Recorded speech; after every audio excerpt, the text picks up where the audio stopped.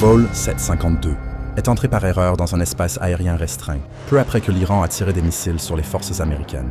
Le capitaine fait face à une décision critique. Retourner à l'aéroport ou continuer à monter pour plus de sécurité. Avec le carburant qui s'épuise et le temps qui s'écoule, chaque seconde devient cruciale.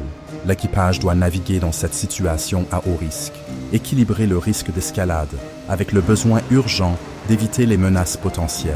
What's that alarm? Do you see anything on the instruments? No, everything looks normal. Wait, there's something incoming. Brace for impact. Retourner à l'aéroport pourrait les exposer au danger, mais grimper vers la sécurité pourrait également les mener dans un territoire encore plus périlleux. La communication avec le contrôle aérien était limitée, ajoutant au stress et à l'incertitude. Ignorant l'ampleur réelle du danger, on ressentit la tension et l'anxiété. Chaque manœuvre et décision prise par les pilotes était critique pour assurer la sécurité de tous à bord.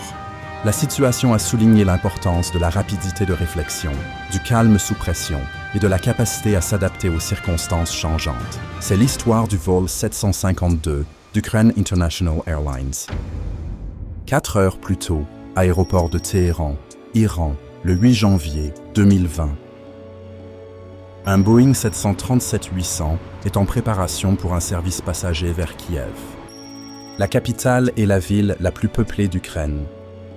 L'avion, opérant sous le nom de Ukraine International Airlines Vol 752, a effectué son premier vol le 21 juin 2016 et a 3 ans et 7 mois. L'avion est bien entretenu, la compagnie aérienne affirmant qu'il avait été inspecté 2 jours auparavant. Le Boeing 737-800, immatriculé URPSR, a atterri à l'heure à 0h57, heure locale, à Téhéran. Le vol retour vers Kiev doit partir à 5h15, heure locale. Alors que le vol 752 se prépare à décoller, vers 02h15, de nombreux missiles balistiques sont tirés depuis l'Iran vers les bases américaines en Irak. Les militaires iraniens ont lancé des frappes de missiles balistiques en réponse à l'assassinat du major général Qassem Soleimani par les États-Unis. Soleimani était le commandant de la Force Quds, l'une des 5 branches des gardiens de la révolution islamique d'Iran. Il était considéré comme la 2e personne la plus puissante en Iran. Les États-Unis avaient précédemment menacé l'Iran, et on s'attend maintenant à une riposte suite à l'attaque iranienne. L'Iran est actuellement en état d'alerte défensive maximale et est totalement prêt pour une guerre totale. En conséquence, cette opération militaire modifie le niveau de vigilance de la défense aérienne iranienne. Pendant ce temps, de 01h16 à 01h38, le Boeing 737 est ravitaillé avec 9510 kg de carburant. À 4h35, l'équipage de vol monte à bord de l'avion.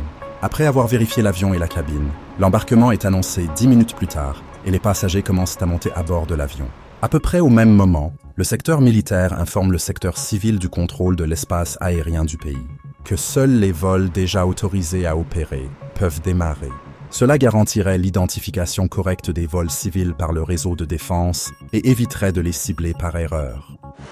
En réponse à l'attaque de missiles iranienne, la Federal Aviation Administration des États-Unis interdit immédiatement à tous les avions civils américains de survoler l'Iran, bien que les avis de la FAA ne soient pas contraignants pour les compagnies aériennes non américaines. De nombreuses compagnies aériennes les prennent en considération lorsqu'elles prennent des décisions de sécurité. En fait, plusieurs compagnies aériennes, dont Singapore Airlines, KLM, Air France, Air India et Qantas, commencent à rediriger leurs vols. Également, d'autres compagnies aériennes, comme Lufthansa, Emirates, Fly Dubai et Turkish Airlines, annulent certains vols vers les aéroports en Iran et en Irak. Les portes du vol 752 sont fermées vers 5h55.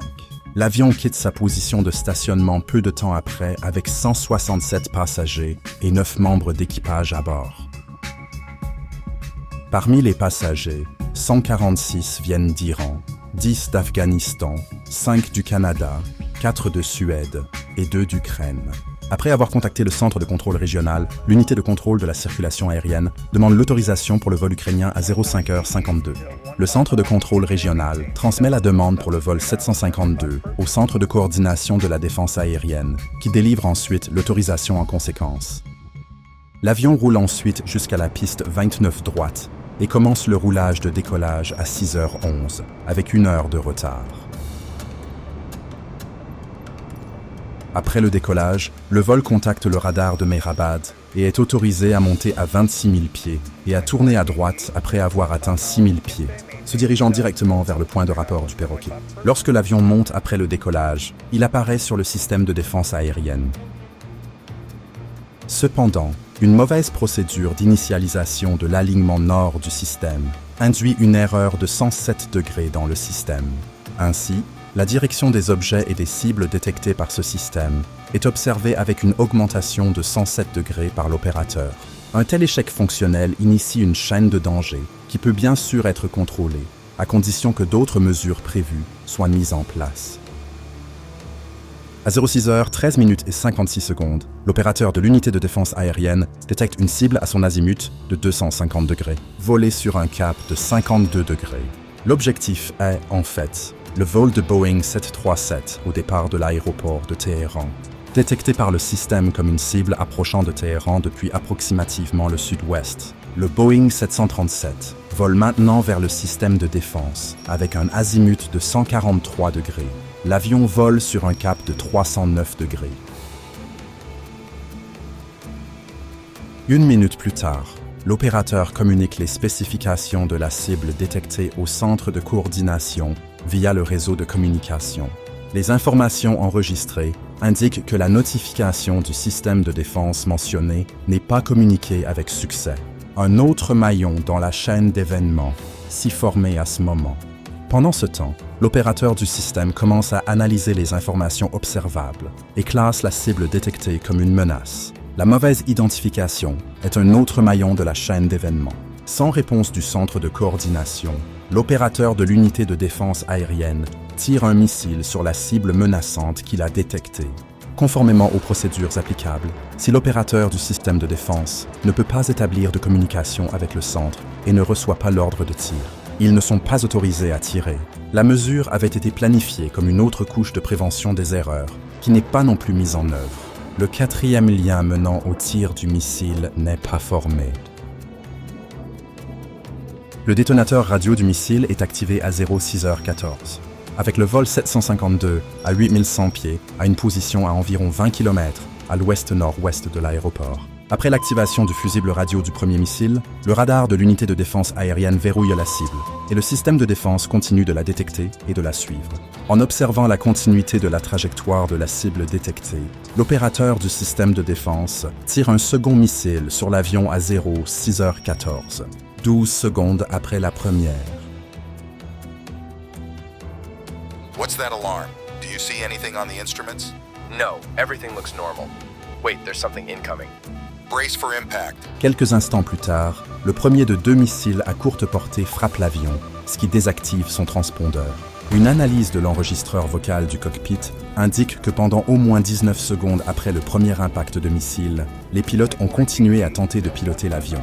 Il n'y a aucune indication de blessure ou d'effet néfaste sur la santé pendant cette période. We've been hit again. Mayday, mayday. Losing control, we're going down. Quand le second missile touche l'avion 23 secondes plus tard, le vol 752 vire à droite et on le voit en feu.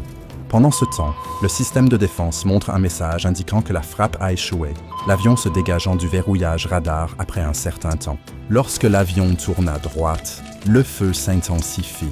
L'altitude est perdue et l'avion finit par s'écraser dans une aire de jeu à 15 km au nord de l'aéroport. Il se désintègre complètement et les débris sont éparpillés sur un chemin de 300 mètres de long. Immédiatement après l'accident, l'Iran a déclaré que l'avion avait pris feu, après qu'un incendie ait commencé dans l'un de ses moteurs, causant la perte de contrôle du pilote et l'écrasement au sol. La compagnie aérienne a déclaré qu'une erreur de pilotage ne pouvait pas être retenue comme cause de l'accident, puisque le pilote a été exclusivement formé pour les vols vers Téhéran pendant des années. Notons que l'aéroport de Téhéran n'était pas un simple aéroport. 2 jours plus tard, l'Iran a admis avoir abattu l'avion, l'ayant identifié à tort comme une cible hostile. Selon un communiqué, lorsque l'avion semblait se diriger vers un centre militaire sensible, les contrôleurs l'ont pris pour une cible hostile et l'ont abattu. L'Organisation de l'aviation civile iranienne a contesté cette chronologie, soutenant que l'avion était sur le bon parcours tout le temps et qu'il n'y avait aucune déviation de vol prouvée. Selon le rapport final publié par les enquêteurs, le crash a été causé par le lancement de 2 missiles solaires par la défense aérienne sur l'avion. La détonation de la première ogive de missiles à proximité de l'avion a endommagé les systèmes de l'appareil. L'intensification des dégâts a finalement conduit l'avion à s'écraser au sol et à exploser instantanément. Les mesures d'atténuation et les couches de défense en gestion des risques se sont révélées inefficaces en raison d'une erreur imprévue dans l'identification des menaces. Cela n'a finalement pas réussi à protéger la sécurité du vol contre les menaces causées par la vigilance des forces de défense. De nos jours, comment pouvons-nous nous assurer que ce type d'accident ne se reproduise plus? Partagez vos pensées dans les commentaires. Si vous voulez plus de vidéos détaillées sur l'aviation, n'oubliez pas de vous abonner.